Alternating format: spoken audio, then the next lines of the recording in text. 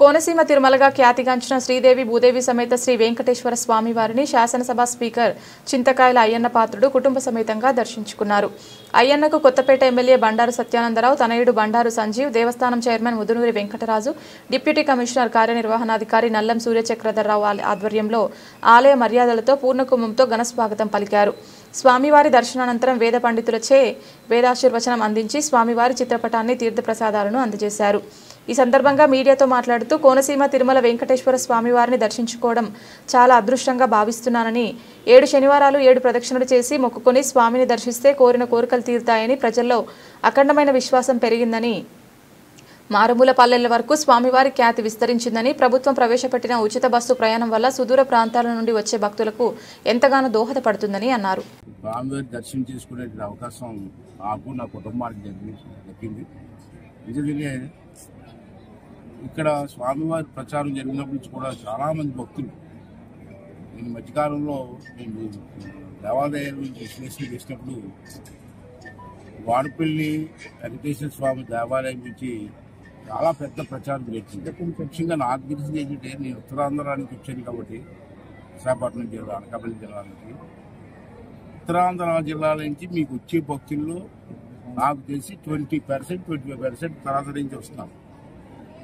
ఏ train చూసినా, ఏ బస్సులు చూసినా మేము వాళ్ళు ఎక్కగలుగుతారంటే స్వామివారి దర్శనానికి వెళ్తామని చెప్తున్నాను. నాకు నేను అక్కడ లోకల్గా నేను నర్సీపట్నం ఎమ్మెల్యేగా ఉన్నాం కాబట్టి చాలామంది భక్తులు నా దగ్గర కూడా వచ్చి మరి గుడికి వెళ్ళడానికి వాహనాలు కూడా ఏర్పాటు చేయమని చెప్పి వారు అడుగుతున్నారు. మరి ఉన్నమాట చెప్పాలని పొలిటికల్గా మాట్లాడలేదు, కానీ ఉచిత బస్సు వచ్చిన తర్వాత అన్ని దేవాలయాలకు కూడా ఈ దర్శనం ప్రాప్తి అందరికీ జరుగుతుంది. ఏదేమైనా స్వామివారి దర్శనం, స్వామివారి ఆశీర్వాదం ప్రతి మనిషికి అవసరం. మరి ఇక్కడ ప్రత్యేకత ఏంటంటే, నేను విన్నది దీని గురించి తెలిసిన తర్వాత నేను కూడా చరిత్రలు విన్నాను కొంతమంది పెద్దల దగ్గర. ఇక్కడ ఉన్న ప్రత్యేకత ఏంటంటే, మీ అందరూ తెలిసిందే, మీ కొత్తగా కాదు, 7 శనివారాలు, ఒక శనివారం వచ్చి దర్శనం చేసుకుంటే 7 శనివారాలు వస్తే స్వామివారి ఆశీస్సుల కుటుంబానికి, భక్తులకు ఉంటుందన్నటువంటి ఒక నమ్మకం ప్రజలకు వచ్చింది. ఆ నమ్మకంతో ఈవేళ ఈ ప్రచారం విపరీతం వెళ్ళింది. భక్తులు కూడా వచ్చిన వాళ్ళందరూ కూడా వచ్చి బ్రహ్మాండం దర్శనం ఉందండి, మంచి జరుగుతుందని చెప్పి పెట్టుకొని ప్రచారం కూడా జరుగుతుంది. ఇంకా రెండవది ఏంటంటే, ఇక్కడ ఆదాయం కూడా గతం కంటే బాగా పెరిగింది. ఇప్పుడు అడిగేది నేను అందరూ ఆదాయం ఏంటంటే, గతంలో 35 కోట్లు 35 కోట్లు వచ్చిందండి. ఈ సంవత్సరం మేము 70 కోట్లు అలాగా ఎక్స్పెక్ట్ చేస్తున్నాం. మాట్లాడతారంటే భక్తుల తాలూకు స్పందన ఏంటో మనకు అర్థమవుతుంది. అది కాకుండా అడిగాను, అన్ని దేవాలయాలు లాగా పెద్ద దేవాలయాలు అలాగా మీరు కూడా అన్నదానం చేస్తారంటే చేస్తున్నాం అని ప్రమాణం చేస్తున్నాం అని వాళ్ళు చెప్తున్నారు. చాలా సంతోషం. దేవుని చూసి భక్తి పొందడం వేరు, అన్నదానం వేరు. స్వామివారి గుడిలో అన్నదానం చేస్తే ప్రసాదం తిని వెళ్తే భక్తులకు ఆనందం. అంతేగా ఇక్కడ అన్నదానం కూడా అన్ని రాష్ట్రంలో చాలా పెద్ద టెంపుల్, అన్ని టెంపుల్, తిరుపతి తర్వాత అన్ని టెంపుల్లో పెడుతున్నారు.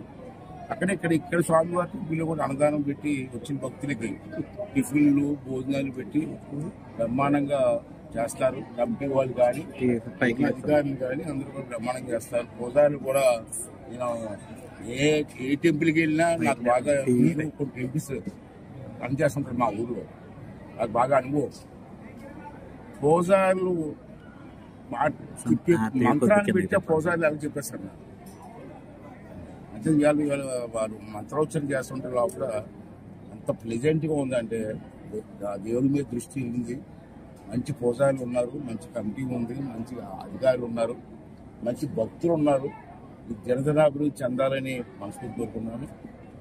నేను ఎమ్మెల్యే గారితో నేను మాట్లాడాను, ఫోన్ చేసి నేను గుడికి వస్తున్నాయ్యా, మా ఇద్దరు బాగా క్లోజు, ఎమ్మెల్యే గారు మేము క్లోజ్ కొడతాం, గుడికి వస్తానంటే నేను లేదు, ఇక్కడ ఢిల్లీ వెళ్ళారు అర్థం అమెరికా దర్శనం కోసం, లేదు అన్ని చెప్తారని చెప్పారు. రావడం జరిగింది. ఎమ్మెల్యే గారు కూడా మంచిగా తీసుకెళ్తారు, మంచిగా వచ్చి కాబట్టి ఇది జనధనాభివృద్ధి చెందాలని. ఇటువంటి టెంపుల్స్కి ప్రభుత్వంలో డబ్బుకి లోటు ఉండదు. నేను ఇవాళ మీకు ప్రస్తుతం చెప్తాను.